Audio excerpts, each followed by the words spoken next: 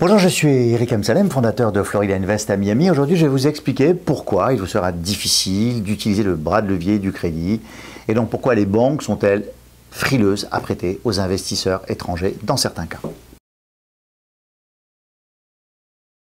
À l'époque de la crise des subprimes, les banques finançaient 80% voire 100% aux investisseurs étrangers.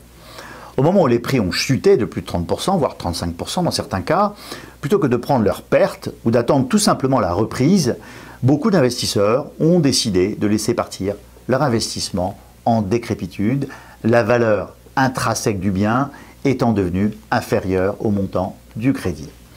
Ils ont donc stoppé de payer leur crédit, laissant partir leur investissement en foreclosure. Depuis ce jour, les banques se sont durcies et deviennent particulièrement frileuses sur ce sujet, et particulièrement avec les investisseurs étrangers. La majorité des clients nous contactant souhaitent placer dans un premier temps souvent moins de 200 000 $. Ils se situent plus dans un cadre d'investissement entre 100 et 180 000 $. Celles-ci exigeant un apport personnel de 40 à 50%, peu de banques vont accepter de monter un dossier de prêt pour 60 ou 70 000 $ d'emprunt seulement.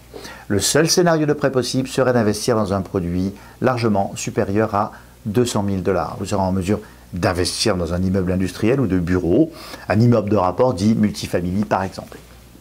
Étant entendu que vous serez sûrement taxé par un taux d'intérêt supérieur à 4,5% et aurez l'obligation de verser un apport personnel de 35 voire 50% selon les cas. J'espère que cette vidéo vous aura informé sur les montants minimums à investir afin d'être en mesure d'emprunter aux USA dans l'immobilier de rapport, évidemment.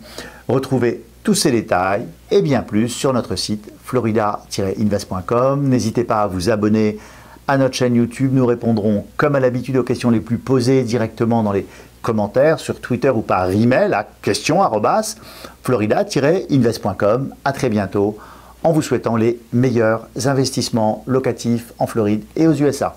Prenons l'exemple d'un investisseur qui a décidé d'investir dans 3 biens immobiliers locatifs Florida Invest pour un montant de 380 000 $.